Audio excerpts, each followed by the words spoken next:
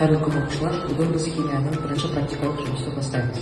Бүгін біз химия кабинетіміздегі қауіпсіздік ережелерді көрсетеміз. Ең біріншісі ереже, зертханалық немесе практикалық жұмыстың басталғанша біз халатты, көзілдірік және де қолғабын кию керекпіз. Екіншісі, біз сұйықты химикаттарды тек қана воронка арқылы құю керекпіз. Үшіншісі, біз проверкадағы ерітінділерді ұстағанда біз тек қана ұстағышты пайдалану керекпіз. Төртіншісі ереже, химикаттарды дамып көруге тыйым салынады. Және де біз искеде тек қана желпі арқылы искеуге болады. Бесіншісі, біз спиртшаммен қолданғанда біз оның қақпасымен спиртшамды отты жағу керекпіз. Және де біз практикалық пен зертханалық жұмысты бітіргенде біз қолды жууымыз керекпіз. Спиртшамның жалынын сөндіру үшін біз спиртшамның қақпасымен сөндіру керекпіз.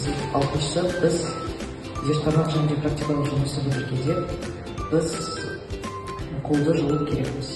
Енді біз құрал-жабдықтарға барамыз. Енді біз химиялық құрал-жабдықтармен танысамыз.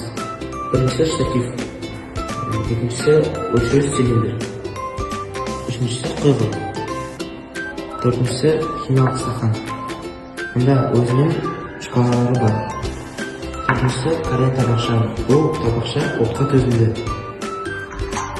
Төртіншісі араластырғыш, бесіншісі таяқша, алтыншысы спиртшам, жетіншісі қысқыштар, сегізінші сынықтар, тоғызыншы қолғылар, оныншы домалақ қолы және 12-ші таразы және 12-ші сүлгі қағаз.